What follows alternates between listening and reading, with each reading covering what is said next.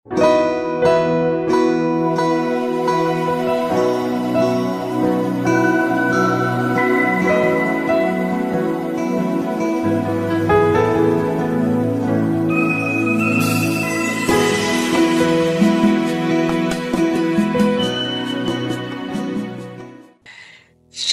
berjumpa kembali dalam program Sekolah Sabat 5 Menit Yamaha Menteng.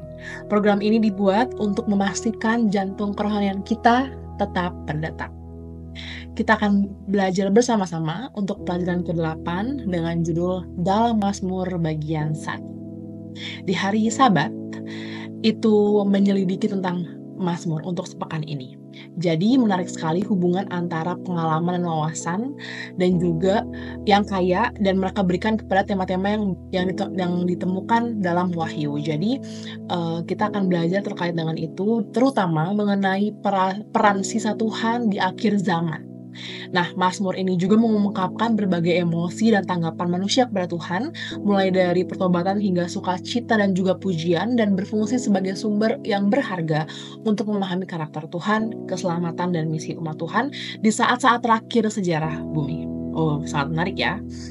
Oke, di hari Minggu, itu kita masuk di Ibrani 9 ayat 11-15 yang menggambarkan Kristus sebagai imam besar kita melayani di tempat suci surgawi di mana dia menjadi perantara bagi kita.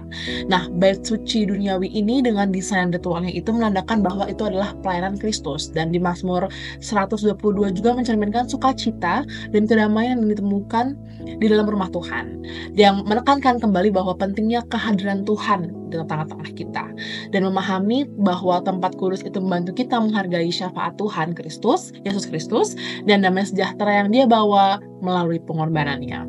Jadi di hari Minggu ini, peran Kristus sebagai imam besar itu menawarkan kepada kita kedamaian, keamanan tertinggi, dan memastikan bahwa kita dapat mendekat dengan Tuhan, kepada Tuhan, mengetahui bahwa dia menjadi perantara bagi kita di tempat kudus surgawi.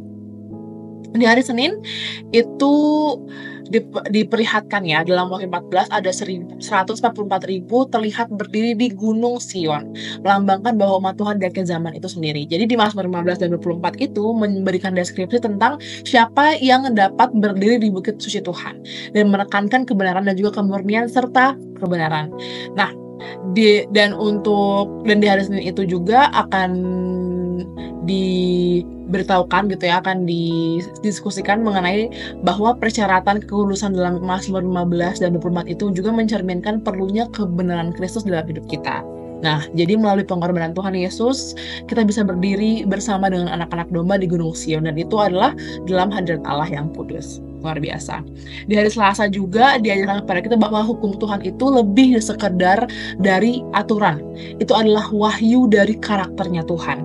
Sebagai orang yang ditebus, kita dipanggil untuk mencerminkan karakter Tuhan dengan memiliki hukum-hukumnya yang tertulis dalam hati kita, menjalani kehidupan ketaatan dengan kasih dalam hati kita dengan penuh kesungguh-sungguhan.